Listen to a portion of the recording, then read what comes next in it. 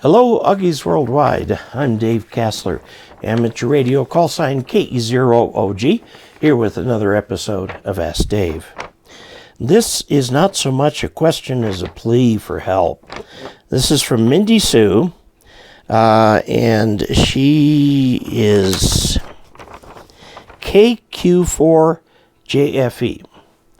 Now, she's New Ham, and she's just having trouble getting into it. So I'm going to try and get really basic in this. We're going to be looking at, and I'll do a few videos answering her question. We're going to be looking at what to do with your handheld. Now, she has discovered Chirp. Chirp is available at chirp.danplanet.com and is a free programming software that will connect to your radio and program not only all the frequencies and everything, but lots of little parameters that the thing has available. The programming software is a little bit different for every radio. We're going to use this Retevis right here. And this is a Retevis RA89.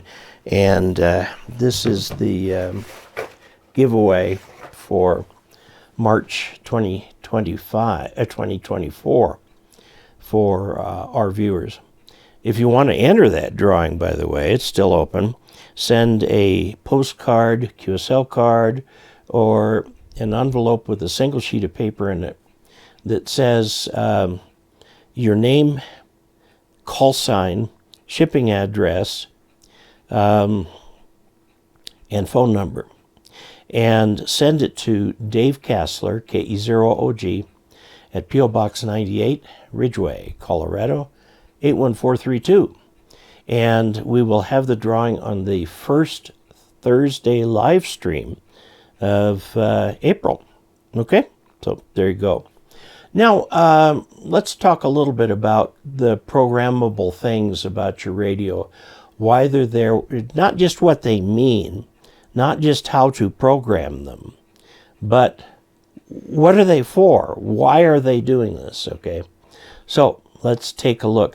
I'm going to be using a programming screen from Chirp as kind of a guide to the important parameters that we put into our radio. So let's take a look over here. So what I'm looking at is this is for Chirp, the Retevis RA89, okay? And notice we're doing memories. If we do settings, we'll get all of these other different settings that we can set. But in this case, we're going to look at memories. Now, the frequency is the frequency that you wish to talk on. But if you're using a repeater, this is the frequency that you listen on to the repeater, okay? Now, right down here, 146.52, I have put in a frequency for the simplex frequency, and some of these others are just examples that came with the radio, okay? See, I've called this channel George, and you can put a name in here. Now, the nice thing about these names, you just type it in, is you can then, if you want, on your radio, you can see what it is. Here's, for example, is weather from the local airport. But this one right here is 52 simplex. I've called it now tone mode. Tone. What's a tone? Okay. Your radio can put out various constant frequency tones. Now, what happens is sometimes you get repeaters that interfere with each other, or there is crosstalk or other kinds of things. And a repeater will happily repeat that unless you set up something like a tone. The tone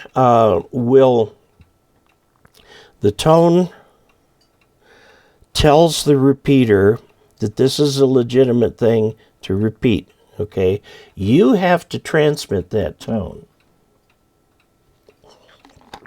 This is sometimes referred to as tone-coded squelch, or continuously coded, tone-coded squelch. It's being called a variety of things. Now, there are two ways that radios do these things. In the United States, the vast majority of repeaters use tones, but you can also send digital signals and stuff up over here, and you can change these and so on. So let's just look at tone mode. DCTS is not what I want for this.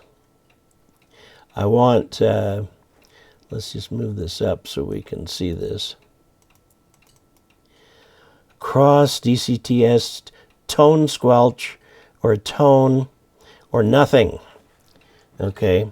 Now, if I choose a tone, you tell it what tone you want it to be. Now, these are the old Motorola tones, and there's a bunch of them that are available to you, and you just pick the right one. 100 is very common. 107.2 is very common. These are called sub-audible tones. Now, are they really sub-audible? Well, if you were listening to these on a stereo, they most certainly would not be. But what happens is that most of your communications audio is from 300 hertz up to about 3,000 hertz. And that's a standard 2.7 kilohertz wide voice channel that we're dealing with in ham radio. So these can go quite high. All right, so I'm just going to put in for an example that. Now this is the tone that is transmitted. A tone squelch is local. Transmit, receive tone for tone squelch mode, else it's the received tone. Okay, so let's go over here and see what we come up with. Same kind of thing. So there's a couple things happening here. First of all, you want to, quote, open the repeater, which means you transmit a carrier and it's got a tone on it. Many, many repeaters have tones on them, okay?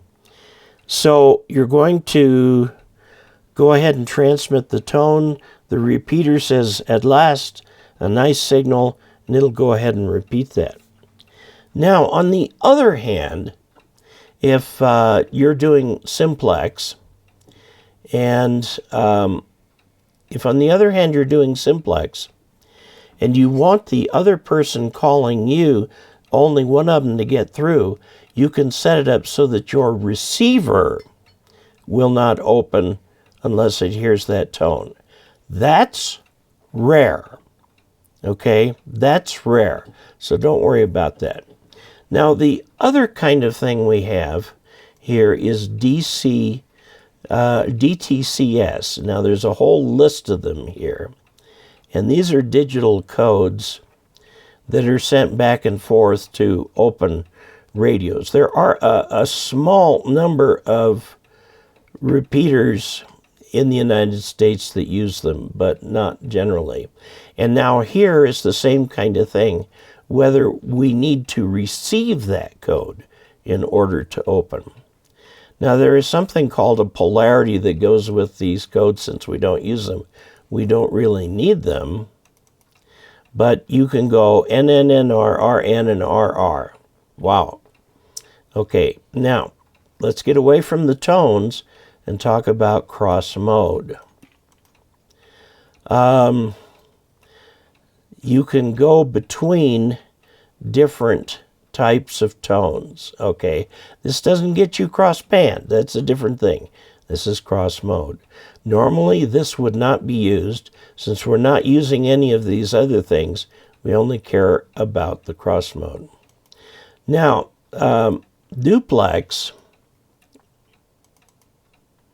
has to do with you have no split, a positive split, and a negative split, okay? Or you can have an odd, strange offset. Now, it's easier to explain this on the whiteboard. We will use the 2-meter band.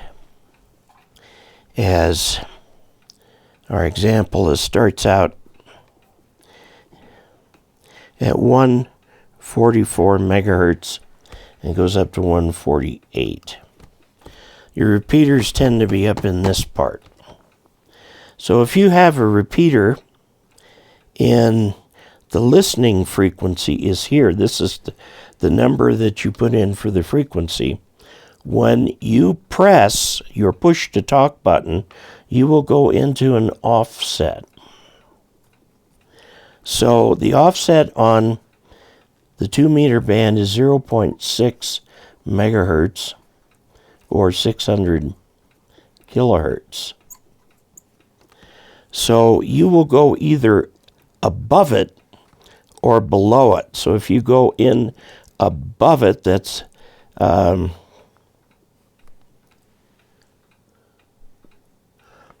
if you go in above it, that's a plus frequency. You'll go in 600 kilohertz above it. That's 600 right there. Or over here would be 600 below. So do you go plus or do you go minus? And that comes with the repeater. Now, the Japanese radios have this built in, but the Chinese do not. Okay, so this is your repeater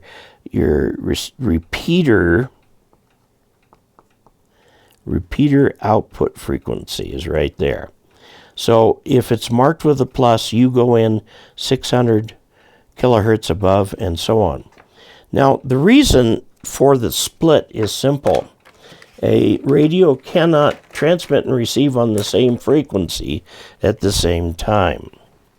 So you have your repeater antenna, and it comes down into here, into some mechanical filters called cans.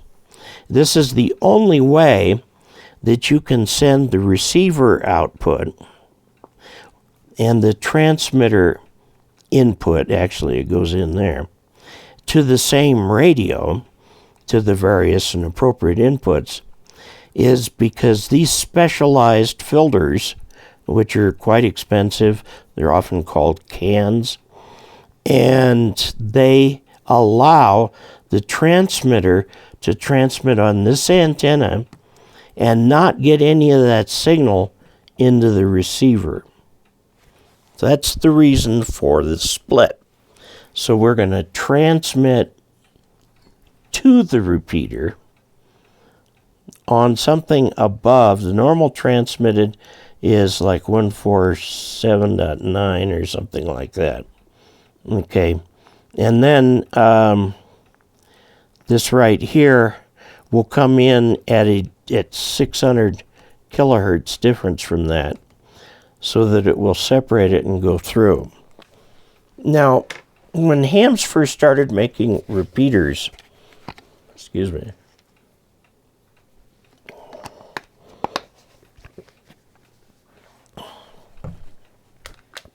When hams first started making repeaters, they followed the 600 on 2 meters because that was the standard Motorola way of doing things.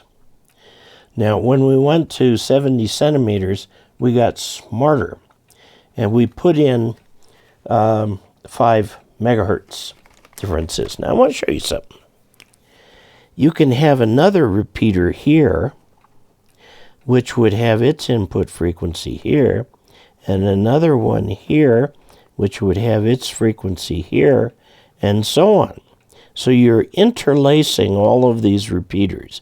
So you go in on this one, this very sharp filter picks you up and comes out on what you listen to. Okay? So now we go over here, and you put the offset in here. So if it were 600, like say you would pick, let's just pick, say it's a plus offset, and the offset is 600.6. It's in megahertz. Invalid frequency, baloney. Offset in megahertz, okay. 0, oh, it's not in there. 0.600. Okay, and it's plus in this one. It's not really on that frequency. Now the mode, there are two modes, FM, AM, sideband, etc. For this particular radio, we have wideband FM, plain FM, which is really wideband, and narrow FM. Amateur radio practices wideband FM. Now, in some areas where it's very, very congested, like if you're in Philadelphia or something, they may ask you to use narrow FM. Now, the reason for that is because the wideband FM takes more bandwidth. And in some areas, they don't have enough bandwidth, so they go with the narrow. Skip is an interesting one. A skip means that if you're scanning all your frequencies, you're going to skip this frequency. Now, where you really would want to use that is down here on the weather frequency. You don't want to get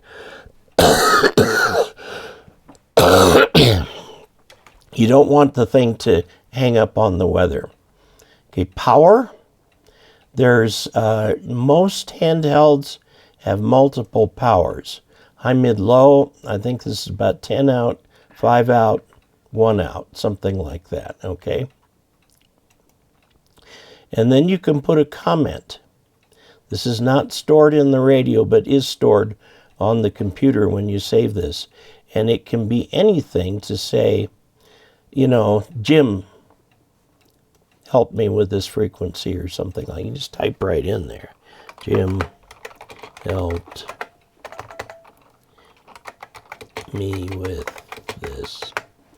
Okay, and then that'll stay in there when you save this. Now, I want to look at another part of this, and this is the settings. And for this, I'm going to really squish this down a lot. There's basic settings, advanced, work mode, and FM radio settings. FM is your, you've got a lot of these radios have a regular commercial FM receiver in them. But let's go to basic settings. And what we see here is that your priority transmit's going to be your main channel, which is the one on top in the listing.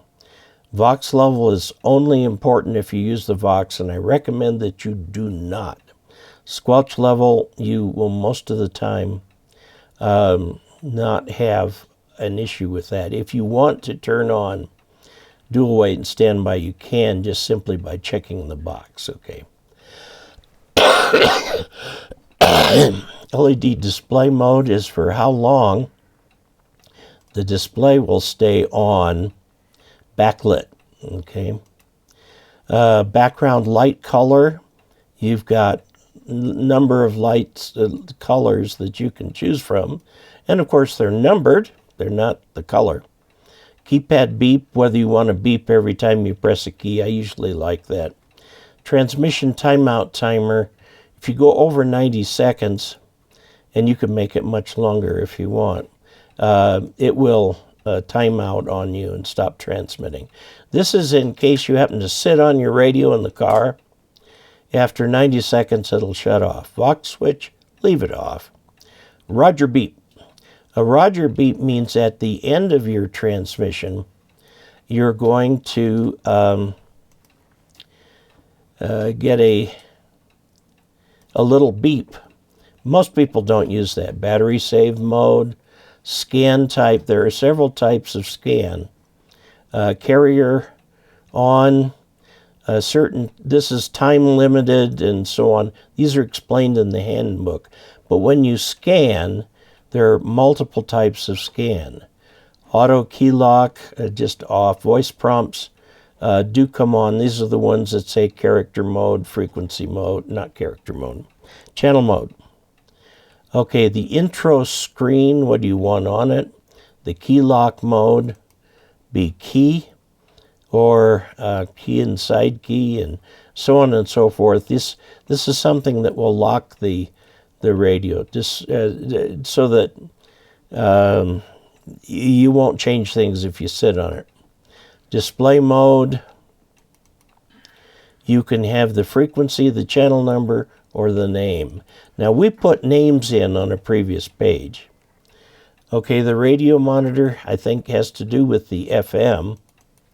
And when you're doing FM, let's bring this down over here to FM radio settings, you can put in the preset frequencies in here.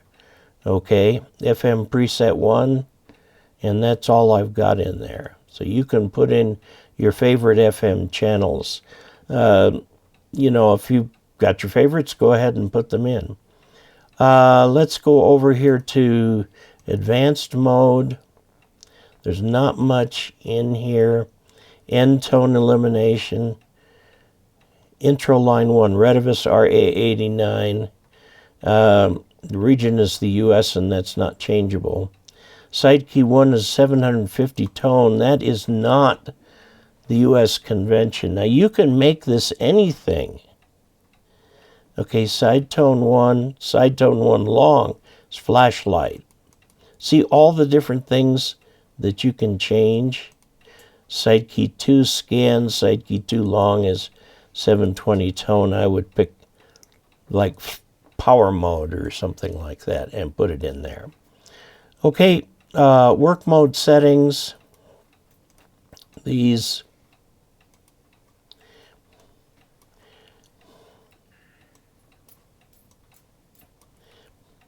VFO or memory recall. This is the Japanese terminology. You will hear it on the radio as instead of VFO, it'll be frequency mode. The MR will become channel mode. Okay, so these are different things you can do, and I wouldn't bother changing them. Okay, now what we have done here is look at the whole chirp thing here. Now, if I wanted to write this to the radio, I've already set it up. You've got to write it to the radio. Com8 Retevis. Okay, so we've looked at a number of basic features that you'll see in an FM handheld. Tried to explain a little bit about what they are, how they're used, and what they're there for. There's quite a few years of experience in doing these things. My first 2-meter radio was crystal controlled. I needed 2 crystals, one for the receive, one for the transmit. I had several crystals in there. And then they came out with ones where you didn't have to do that. And they've been adding features ever since. They're very feature-rich today, and many of the radios have very similar features. One thing that is not in this radio is the ability to be a cross-band repeater. So somebody can call you on 2 meters, it'll go out on 440, and you have another radio, you hear it on 440. The problem with this is that it tends to overheat radios if they're used for any length of time. But for special cases, it can be there, especially in emergency communications. Now, other things that you see from time to time are split, transmit on one band, receive on another. This will do that. This is good for satellite communications, where you go up on one band and come down on another band. So quite a few interesting little things that you can do with these radios. So I hope that helps, gives you a little bit of a start. We'll look at some of the different keys and what they mean, how they're used, and so on in a future video. So until then, if you like this channel, please go ahead and subscribe, click like, and push the button. And also, please be sure to share. And in the screens that follow, it shows you how to contact me. You can send a question to me at askdave@arrl.org. askdave@arrl.org. Until we next meet, 73.